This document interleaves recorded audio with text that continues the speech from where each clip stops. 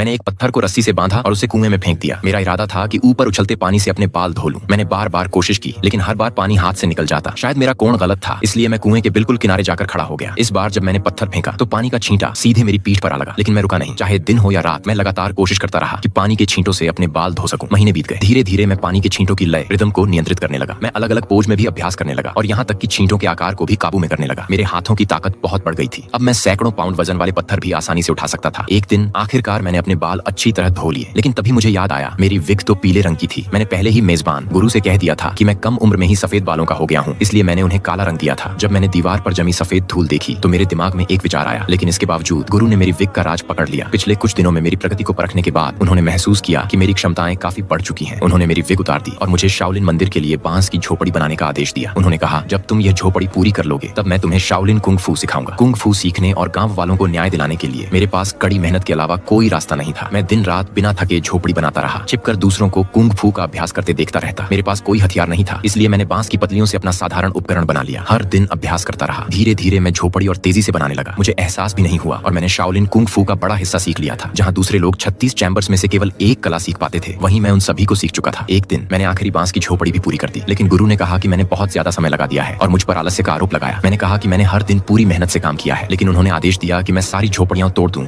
और उसके बाद पहाड़ छोड़ दूं। मैं बहुत निराश हो गया। उन्होंने वादा किया था कि झोपड़ियां पूरी होने पर वे मुझे कुंग फू सिखाएंगे। अब जब मैंने सब कुछ पूरा कर दिया था तो वे मुझे बाहर निकाल रहे थे। तब मैंने तय किया कि अब सीधे तरीके से काम नहीं होगा। मैंने जिद पकड़ ली कि कुंग फू सीखे बिना मैं यहाँ से नहीं जाऊंगा। गुरु के पास मुझसे लड़ने के अलावा कोई रास्ता नहीं बचा, लेकिन मैं उनके हर वार को आसानी से रोक रहा था। लगातार परीक्षा के बाद गुरु समझ गए कि मैं शाओलिन की सारी कलाएं सीख चुका हूँ। हालांकि मुझे खुद इसका एहसास नहीं था। उन्होंने जबरदस्ती मुझे पहाड़ से नीचे भेज दिया। सच यह था कि गुरु ने शुरू से ही मेरी क्षमता पहचान ली थी, लेकिन क्योंकि मैं शाओलिन का शिष्य नहीं था, उन्होंने जानबूझकर मुझे पानी के छींटों से बाल धोने का अभ्यास करवाया ताकि मेरी नींव मजबूत हो सके। फिर बांस की झोपड़ी बनवाकर मुझे 36 चैम्बर्स की कलाएं सिखाई। मैं निराश होकर गांव लौटा। वहां देखा कि रंग फैक्ट्री का मालिक गांव वालों को भगा चुका था। कुछ लोगों को तो अपाहिज तक बना दिया गया था। जब गांव वालों ने मुझे देखा तो बहुत खुश हुए और दौड़कर पूछने लगे कि मैंने कौन सी कुंग फू सीखी है, लेकिन मैंने कहा मैंने कुछ भी नहीं सीखा। यह सुनकर जैक मेरा मजाक उड़ाने लगा। गुस्से में मैंने उसके कपड़े पकड़े और उसे कई मीटर दूर फेंक दिया। फिर वहां से जाने लगा। गांव वालों को लगा कि मैं अपनी ताकत छिपा रहा हूँ, इसलिए उन्होंने मेरी